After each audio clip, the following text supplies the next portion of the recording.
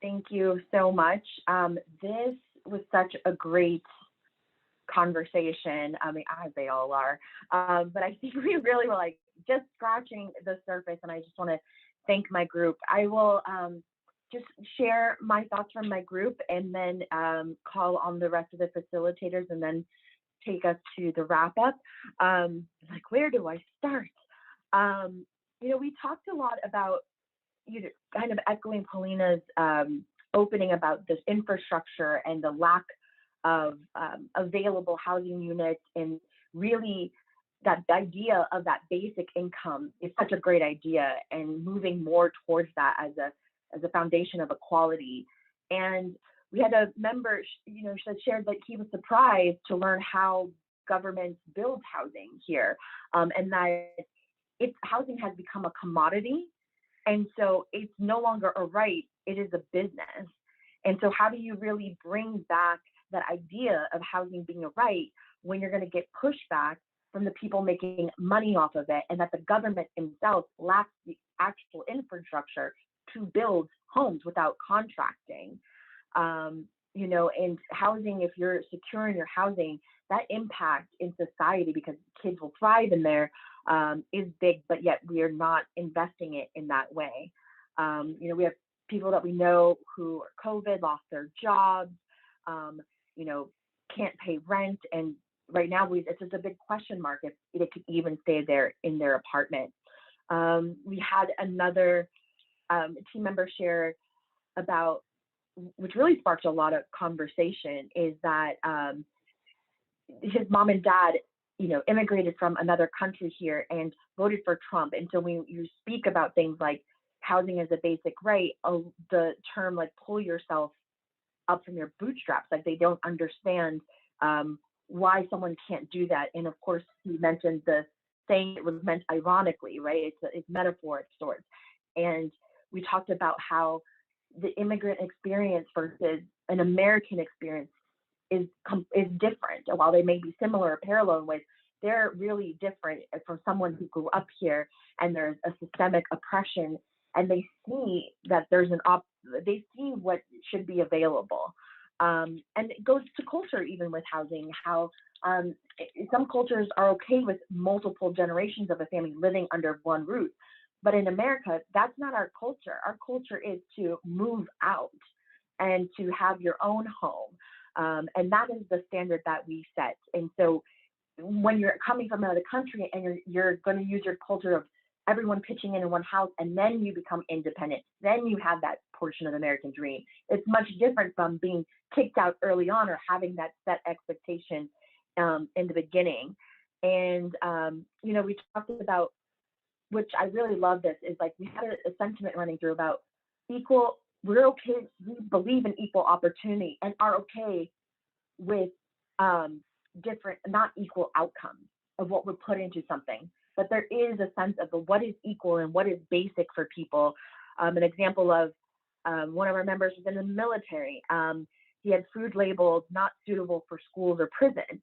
And so while he's getting this food and he shouldn't have steak or lobster, but shouldn't we have basic food that is edible and nutritious? And so that was really, we started really digging into the conversation. I could go further, but I'm not. But you also, Peter, if you don't mind, if you have a minute, if you could share that podcast you mentioned with Bill Gates, that as a resource for us, how they talked about how an inherent inequality in society and in America, what our perception of equality here is and what we're used to, et cetera. So I just want to thank my group. I mean, we really dug into some cool things. And I am going to ask Francis to share his group.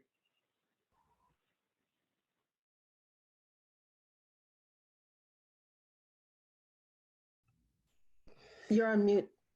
No, I just took it off. We essentially really talked about how COVID has affected and created a certain amount of self-reflection, and how that has really enabled us to see how the great inequity of housing is, and how housing is a very basic need, but it's been made a, as you said, in a commodity. And also, there was a lot of discussion about how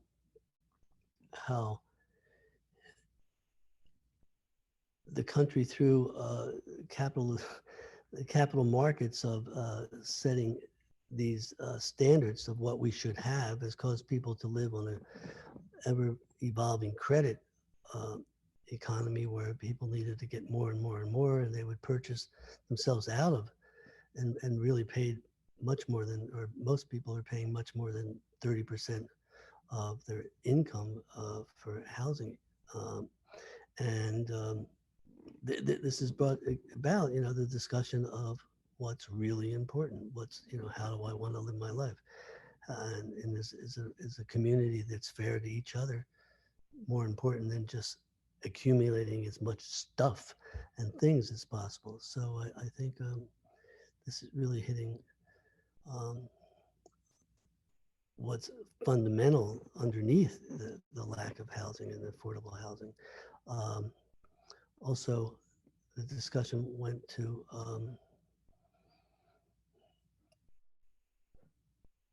the value of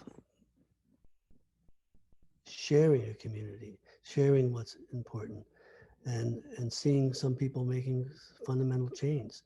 Someone brought up that like we're all lacking concerts and live music, but a lot of Europeans are creating concerts from their own homes, wonderful pianists, and they're sharing it with her. There's this inkling and growing fact of sharing that we have to go with, and housing is one of the most fundamental needs. So we have to sort of share an economy.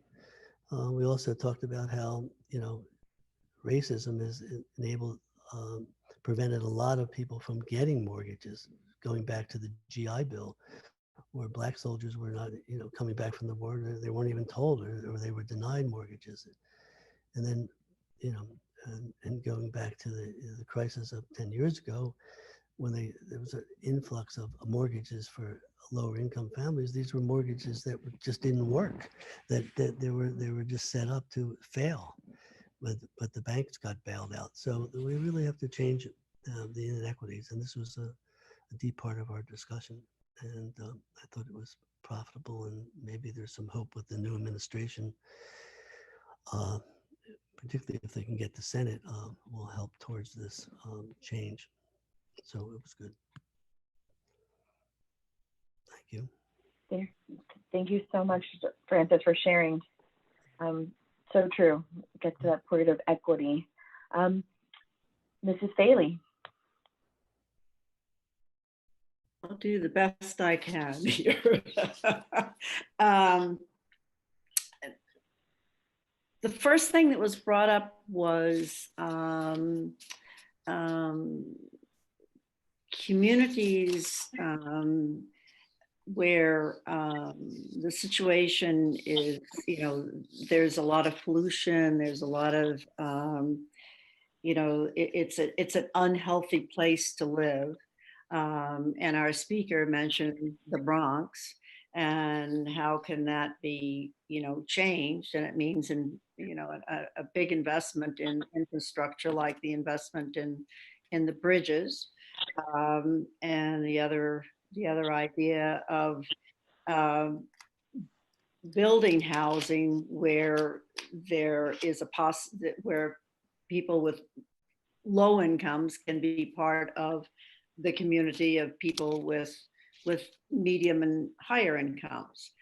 What was brought up by Polina is that something I never knew about is that the area medium income needs to be recalculated so that low income is a little more accurate. For example, the area in the Bronx, there are people whose income is truly $27,000, and 30% of that is very low. And those people who have that should be able to get what is for them affordable housing. The other thing that was redefined was homelessness. rather than someone simply not having housing at all, but someone who's in housing that's so overcrowded, where, out of necessity to pay the rent, it's really not a healthy environment.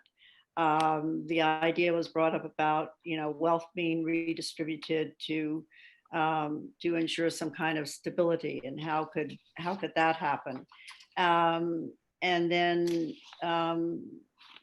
the other idea of education, which is my, what I always end up talking about, is that the education, the diverse community, public schools, and in private schools. But if the communities are diverse, and then the education is diverse, and then there's more unity.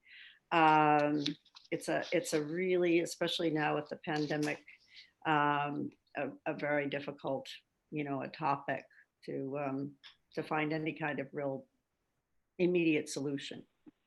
Thank you. Thank you so much, Lucille. You guys sound like had a very robust conversation. Natalie Borneo. Thank you, Malia. We had a great conversation, and in our room, we crossed borders. We went from the US to Canada to Dublin, Ireland. And so we had great different perspective and lenses that contributed to this conversation. First and foremost, all of us were of the same mind that housing should be a basic human right.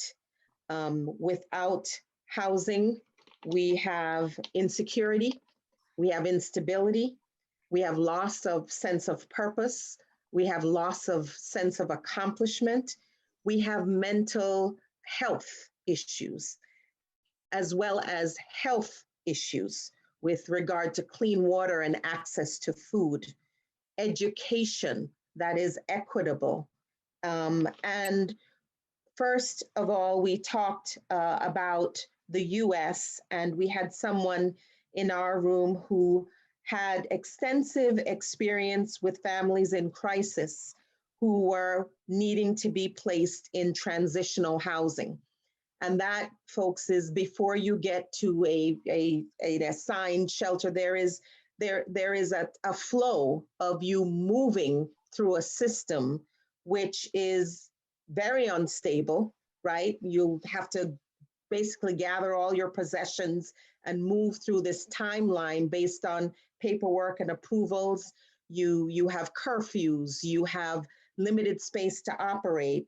And to be honest, some people prefer to be on the street because it's not always safe, it's not always clean, and it takes away a lot of their freedoms and their sense of dignity. And many children who are in shelters experience the anxiety having to do with it and really don't want people to know that they're in any kind of transitional housing.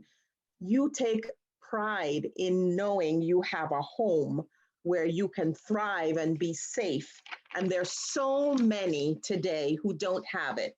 The one thing we do have going for the housing situation are more the recognition that more social services need to be poured in. Yet we would argue that in the whole scheme of things, we may be throwing money at the wrong end of the problem, right? We're trying to make it work by throwing more money and services, and they're needed, but what really is the problem and how should we be addressing it? We had someone from Ontario, Canada, who is living and breathing the issues with First Nation communities. They may own the land, but there is no one to invest in the land, right? There is a focus on urban centers and overpopulation of people living in these urban areas, yet an hour away, you may have people in a situation with a home where 30 people are in one house, or people are sleeping in shifts in the said house. It's a houseless problem, not a housing problem. And it is terrible that the economic system has really led to the belief that, our history, property and land is power. It's all about economic investment. It sets the stage for the cyclical problem. We're not looking at the human standpoint. We're not investing in communities where people are willing to work hard, and they may live on land they own, but they may not have access to drinking water, or they may be in a health hazardous situation, but no one is willing to invest in the land because there is no foreseeable return on investment. Maybe a commitment to invest in rural America, rural towns, rural countries where there are dying communities might make a difference. Then we looked at Ireland, and Dublin in and of itself is very overpopulated, but it is the system itself does not allow people who have a desire to have their first home. They may have cash, enough cash to buy a home, but they may not have the credit, the way they're evaluated, the hurdles we know that are put in place to prevent people from actually owning their first homes. In Ireland and Dublin in particular, it is prohibitive for a couple to want to or be able to buy their first home. There is a thought that, hey, maybe we should look at allowing people to purchase homes based on what they contribute and how they can afford. Make it affordable. So if you have levels of housing, but you give people the opportunity to get their first homes, establish themselves, and then be able to then maybe buy a second home. Right now, the homeless situation is such that people are put up in hotels, and we see that in the US too, right? They're put up in hotels. And so you have a mother and her children in a hotel, but they have no access to cooking facilities. And so there are situations where people will actually lend their homes out for a week so that families who are being put up in hotels can have a sense and experience home amenities for a week. So we see this vicious cycle in terms of who gets to have a home? Do you have the money to have a home? And even if you do, what are the hurdles that are put up in front of you to keep you from investing in yourself and getting a home? It is a sad story that we see playing out not only here in the US, but across the globe. And maybe we need to start looking at this problem very differently. We could have gone on for a lot longer time, but taking that human standpoint, looking at people first and community may be a way to alleviate some of the problems, may be a way to change the conversation that people are having and giving them a chance. Thank you so much for sharing that, Natalie. So many great conversations in all of your group. And just like I said, just a tip of the iceberg, because this is all so interconnected and just so complicated. I know for myself, that, and maybe some of you are feeling this, like maybe the energy is like it's touching really close to home because we are in COVID, because we have to now face our own space and our own environment. And home is really, at least from my experience, my nest, my safety. This is where I go to. I have somewhere to go and where I can lay my head and rest and face another day. And I can go into my personal experience, but I wanted to share some thoughts to round us out and also give us a mindfulness moment. So, to be honest, until I started to prepare for this week's Connecting the Dots and I smoked spoke to Paulina, our opening speaker, I never thought of housing as a right. So even in thinking of the homeless, yes, we should provide services to them and be kind to them, but it's having a home their right. And regardless of how they became homeless, isn't it really circumstances that we're trying to change and not their rights when we look at the services being provided to everyone? I think about how all my life I've lived in the most expensive areas in the nation, NYC and the Bay Area, and I would look for apartments and just blown away by the cost to live in a safe area in a building that would be clean and bigger than a shoebox. And, you know, I have a good salary. And even with all my privileges, I'm worried that at any time I could not have a home. And I have to ask, is it my right to have access to affordable options? I mean, for God's sake, you know, I'm a contributing member of society who dedicated her whole life to helping vulnerable populations, but I am made to feel like the lack of me being able to afford proper homes is my failure somehow. And I realize that when I think about our rights, I realize that when I think about what our rights are, I think of them in the context as adults. Adults have made their choices and life has outcomes slotted for your choices. However, rights should be looked at in the context of children. Do children, despite their parents' choices, deserve as close to an equal starting point as possible? Yes, they do, because they were not asked to be born into this world by their choice, and it is their human right to have their basic needs met so they can have a chance to reach their potential. Education, food, housing, safety are all things we would never question to give a child that we know, and yet we have a system that challenges these basic human rights, indoctrinating us that as adults, it was our choice not to have these securities and these basic needs met. And this is systemic oppression.